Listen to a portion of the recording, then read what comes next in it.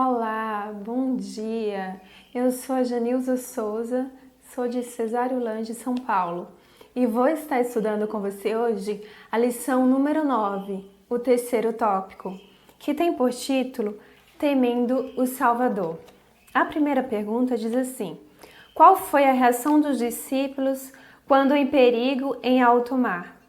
E como eles encararam Jesus em seguida? No livro de Marcos 4:38 ao 41 está escrito: E ele estava na popa dormindo sobre uma almofada. E despertaram-no dizendo-lhe: Mestre, não te importa que pereçamos? E ele despertando repreendeu o vento e disse ao mar: Cala-te e aquieta-te. E o vento se aquietou, e houve grande bonança. E disse-lhes: Por que sois tão tímidos? Ainda não tendes fé? E sentiram um grande temor, e diziam uns aos outros: Mas quem é esse, que até o vento e o mar lhe obedecem? Acho muito interessante esse episódio bíblico. Imaginem a cena. O mar estava calmo, anoitecera. Eles estavam em um pequeno barco no meio do mar. Jesus estava muito cansado, se deitou e dormia profundamente. De repente, uma forte tempestade começou, tão forte que o barco parecia que logo ia afundar. Os discípulos, no escuro, esqueceram de Jesus e tentaram com suas forças fazer de tudo para o barco não afundar. Eles estavam com muito medo de morrer. Tentaram de tudo e não adiantava. De repente, um clarão de um relâmpago fez eles verem Jesus dormindo tranquilamente.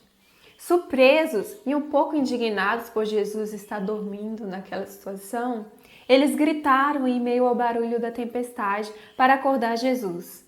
Eles dizem: Mestre, não te importas que morramos? Então Jesus acorda tranquilamente e eles veem que no seu rosto não há medo. E Jesus dá ordem ao vento e ao mar para que fiquem quietos. E assim se faz. Então eles ficam espantados, muito. Eles se sentem na presença de um Deus. Vemos que nessa ocasião surgiu um temor que produziu admiração por Jesus, reverência, um senso da superioridade de Cristo, um entendimento de que ele era divino. A segunda pergunta nos diz: o que os principais sacerdotes pensaram de Jesus após ele ter purificado o templo pela segunda vez? O que eles quiseram fazer em seguida? Marcos 11:18 diz: E os escribas e príncipes dos sacerdotes, tendo ouvido isso, buscavam ocasião para o matar, pois eles o temiam, porque toda a multidão estava admirada acerca da sua doutrina. Esse episódio bíblico é solene. A inspiração diz que, ao Jesus entrar no pátio do templo e ver todo aquele comércio na casa de Deus, o barulho de animais, de pessoas vendendo e comprando, ele ficou muito magoado.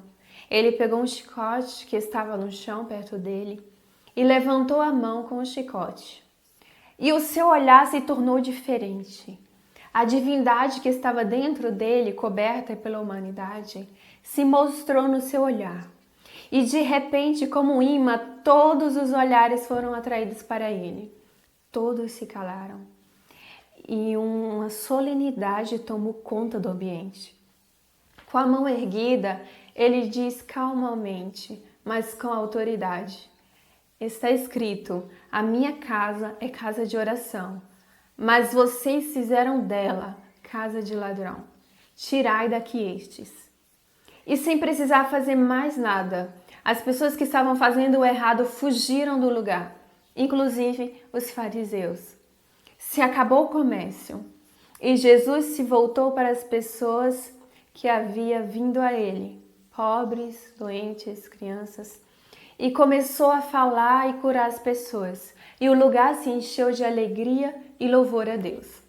Nessa ocasião, surgiu um temor que produziu medo. porque os fariseus não aceitavam Jesus, tinham um coração fechado para Cristo. Então vemos que de corações maus, o temor trouxe o medo, mas não a reverência, mas sim o ódio, a inveja contra Jesus. Esse não é o temor que Deus quer que tenhamos para com Ele. Terceira pergunta. Descreva a maneira como Deus deseja que o temamos. Hebreus 12, 28 diz: Pelo que tendo recebido um reino que não pode ser abalado, retenhamos a graça pela qual sirvamos a Deus agradavelmente, com reverência e piedade. Deus deseja que tenhamos para com Ele um temor que produza uma reverência respeitosa e agradável obediência. Para quem conhece o Pai de amor que temos, não sentirá medo dele, mas um temor de reverência e amor. Que o temor do Senhor seja contigo. Amém.